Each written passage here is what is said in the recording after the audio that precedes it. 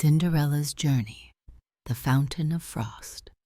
The communication mirror's surface stilled as Cinderella received Belle's message in her grand castle chambers. Outside her window, the kingdom's beloved magical fountain stood silent, its waters frozen solid despite the mild evening air. Even from a distance, she could see something gleaming beneath the ice, the third shard of the star crystal. Jock and Gus scampered onto her windowsill, their whiskers twitching with concern. "Cinderella? Cinderella," Jack squeaked, pointing at the fountain. "Big freezy cold, not natural, bad for kingdom." Gus nodded in agreement, wrapping his tail around himself as if feeling the magical chill from where they stood. Cinderella knew her friends were right. The fountain wasn't just any fountain. It was the source of the kingdom's good fortune, blessing the land with prosperity and joy.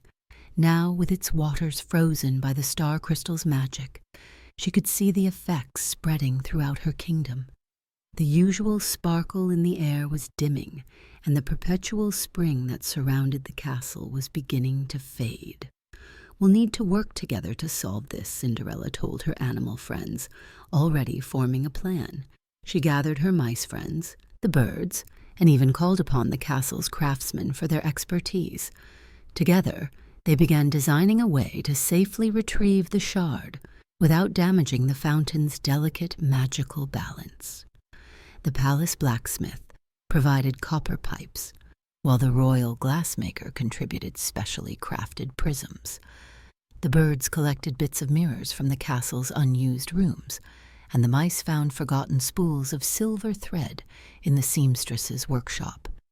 With these materials, Cinderella and her friends began constructing an intricate device. "This will help us direct the sunlight," Cinderella explained, as she arranged the mirrors and prisms in a careful pattern around the fountain. The birds held the silver threads in their beaks, creating a network of gleaming lines that would help guide the light exactly where it needed to go. As dawn approached, Cinderella positioned herself before the frozen fountain. The first rays of sunlight caught the mirrors and prisms, creating a dazzling display of reflected light. The mice adjusted the angles precisely as Cinderella had shown them, while the birds maintained the silver thread network that would help contain and direct the magical energies they were about to unleash. The sunlight grew stronger, and the carefully positioned mirrors began to focus its warmth onto specific points of the ice. But this was more than just melting ice. Cinderella could see the magic responding to their efforts. The frozen water began to sing, creating delicate chiming sounds as it slowly gave way to their gentle persistence. Hours passed as they worked, adjusting and readjusting their tools as the sun moved across the sky. Finally, just as the afternoon light turned golden, a crack appeared in the ice. But rather than a harsh break, it was a graceful spiral that wound its way down to where the shard lay trapped. The mice cheered as the ice began to fall away in perfect crystalline pieces that tinkled like wind chimes as they hit the fountain's base.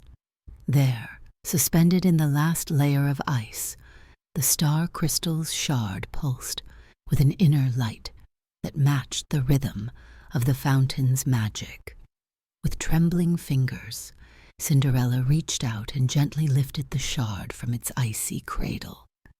The moment it was free, the fountain's waters began to flow again, but now they sparkled with an even more brilliant light than before.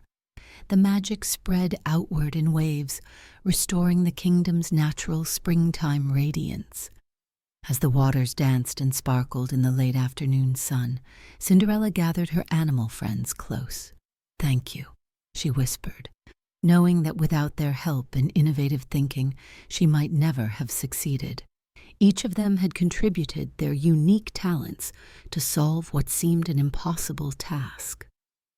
That evening, as the fountain played its musical waters once more, Cinderella used its reflecting surface to contact Tiana.